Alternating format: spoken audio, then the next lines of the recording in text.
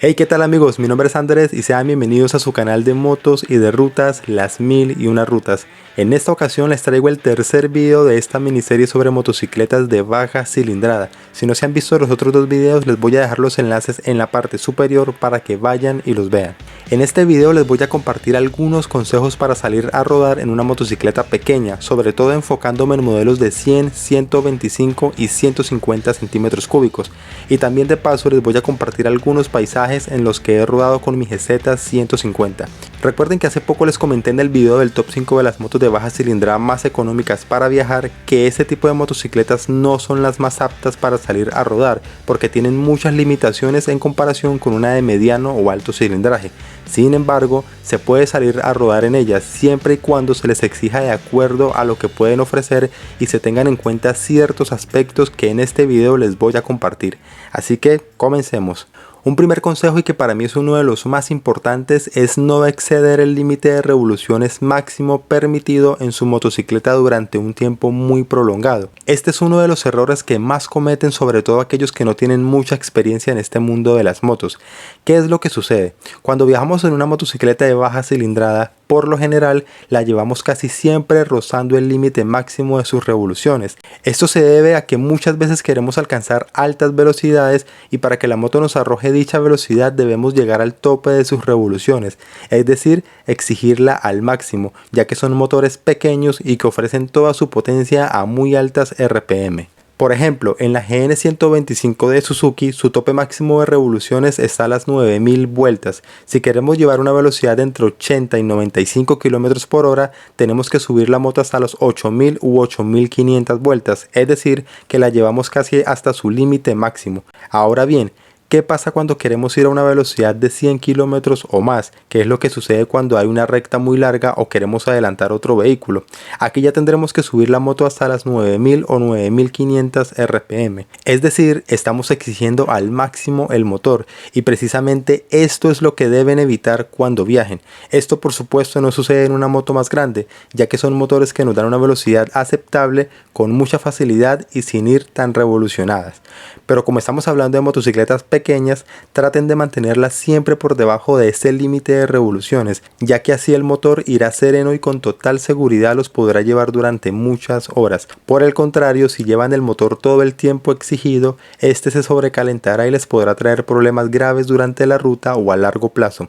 Ahora bien, con esto no quiero decir que no puedan exigirle una que otra vez al motor. Sí, lo pueden hacer, pero no durante toda la ruta. Traten de llevar el motor lo más relajado posible y con esto no tendrán preocupaciones de ningún tipo. El segundo consejo es tener mucho cuidado a la hora de adelantar. Tienen que ser conscientes de que viajan en una moto con poco torque para hacer adelantamientos, así que deben tener mucha paciencia y calcular muy bien el tiempo y el espacio para poder rebasar otro vehículo. Observen muy bien los espejos y solo adelanten cuando estén 100% seguros. No lo hagan con afanes ni se desesperen si al primer intento no pudieron hacerlo. Y ojo, nunca, pero nunca adelanten por la derecha. Esa es una regla de oro en carretera. Respiren, vuelvan a tomar el control de la moto y traten de adelantar cuando sientan que el motor les pueda responder. Aquí es muy importante que conozcan su motocicleta y que generen un vínculo de confianza entre ella y ustedes. Si no se sienten seguros de adelantar, esperen el tiempo que sea necesario. Recuerden que la ruta es larga y en cualquier momento podrán adelantar. Tercer consejo, no llevar mucho equipaje. Tengan en cuenta que ya con el peso del conductor y del pasajero es suficiente para una moto pequeña. Si aumentan el peso con equipaje innecesario, a la motocicleta le va a costar mucho adelantar o subir una pendiente. Y créanme que lo digo por experiencia propia. Cuando viajo solo en mi GZ 150 la moto se comporta bien, pero ya cuando viajo con acompañante, las alforjas, el baúl, la carpa, etcétera, etcétera, la cosa se complica porque la moto se siente muy pesada y eso se ve reflejado en su rendimiento. Traten de llevar lo más necesario. Recuerden que van en moto, no en carro. Y motero que se respete lleva lo necesario. Nosotros con mi esposa cuando hacemos rutas largas solemos llevar cada uno 3 camisetas, 3 pantalones, 2 pares de zapatos y los utensilios de aseo. Por supuesto hay cosas que no pueden faltar, como los impermeables y la herramienta. Pero entre menos peso cargue la moto, mejor será su rendimiento. Tengan eso muy en cuenta. Consejo número 4. Dar la vía cuando sea necesario. Si ustedes van conduciendo tranquilamente a una velocidad de 80 o 90 kilómetros por hora y viene detrás de ustedes un vehículo a una velocidad superior a la de ustedes y con intenciones de adelantarlos, denle la vía. Es decir, córranse un poco al lado derecho de la carretera. No se pongan a competir con él ni a cerrarle el paso. Es mejor que ese vehículo lo sobrepase para que así puedan seguir tranquilamente su ruta sin alguien que esté presionándolos todo el tiempo. Otro consejo es que traten en lo posible de nunca estar en medio de dos vehículos pesados, como mulas o camiones, ya que esto es muy peligroso. En ese caso, intenten adelantar lo más rápido posible y mantengan una distancia moderada con esos vehículos. Consejo número 5. Tener tiempo suficiente para hacer la ruta. Es importante que planeen la ruta con tiempo, sin afanes. Recuerden que van en una moto pequeña, en donde no podrán alcanzar grandes velocidades. No se confíen nunca del tiempo de ruta que les muestra Google Maps. Si van a realizar una ruta de 4 horas, siempre calculen una hora más, es decir, 5. Y traten de salir lo más temprano que puedan para que el tiempo les rinda más en el día. Ya es decisión de cada uno si viajan en la noche o no, pero en lo personal no me gusta hacerlo. Por lo general siempre viajo hasta las 6 de la tarde, que es la hora en que empieza a caer el sol. Pero en todo caso, y salgan a la hora que salgan, siempre planeen la ruta con tiempo. No tengan una hora exacta. Siempre desconfíen y tengan una hora más de lo estipulado. Consejo número 6. Paradas de descanso. Viajemos en la moto que viajemos, siempre nos vamos a cansar. De hecho, nos cansamos primero nosotros que la motocicleta, y esto puede generar un descenso en nuestro rendimiento físico y mental. Es por eso que lo más recomendable es hacer paradas de descanso mínimo cada hora y media o 2 horas, o cuando el cuerpo lo requiera. Yo por lo general siempre paro cada 100 kilómetros o cuando siento que el cuerpo necesita estirar un poco. Es muy importante que no le exijan al cuerpo más de lo que puede aguantar, porque ahí es donde vienen los microsueños, la deshidratación y el cansancio.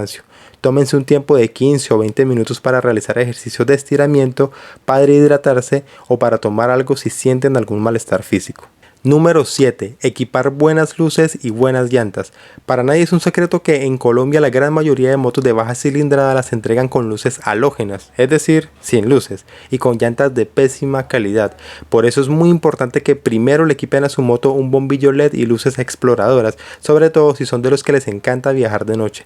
Recuerden que las exploradoras van ubicadas por debajo de la defensa, como lo estipula la norma. Eviten equiparse luces de parpadeo o luces de sirena, ya que eso está prohibido en Colombia. Y segundo, equipen unas buenas llantas. Recuerde que está en juego su seguridad, su vida. Por lo tanto, hagan un esfuerzo y compren llantas de calidad, que tengan buen agarre. Sí, se desgastan más rápido, pero les pueden salvar la vida en una situación de peligro. Cuando se trata de preservar la vida, no hay que escatimar gastos. Tengan eso muy claro. Número 8. Equipar puerto USB y portacelular. Si van a realizar una ruta muy larga, les aconsejo que equipen estos accesorios, ya que les serán de mucha utilidad para cargar su celular o algún otro dispositivo que lleven, y en el caso del portacelular les servirá para poder anclar su celular y seguir la ruta a través del GPS. Actualmente la gran mayoría de motocicletas de baja cilindrada ya vienen con puerto USB incorporado, y si su motocicleta no lo tiene, equiparlo tampoco es muy costoso. A mí me costó hace un par de años 40.000 pesos colombianos, más o menos unos 15, 13 dólares, pero sin lugar a dudas son elementos que harán mucho más fácil y práctico nuestro viaje. Y bueno amigos, mi último consejo para ustedes: realizarle un mantenimiento general a la motocicleta antes de salir a rodar. Este consejo aplica para todo tipo de motocicletas y es una regla general que todo motero debe saber. Jamás salgan a rodar si su motocicleta no se encuentra en óptimas condiciones. Esto es una ley de vida.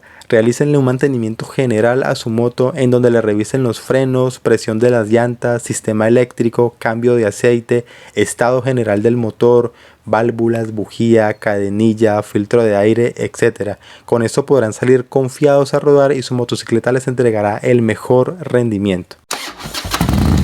Y bueno amigos, hasta aquí este video, espero les haya gustado. Si tienen algo que opinar acerca de este tema pueden dejarlo aquí en los comentarios.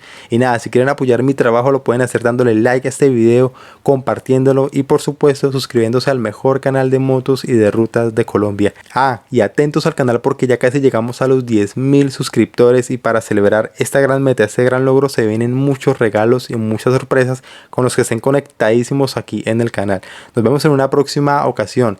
Buenas rutas.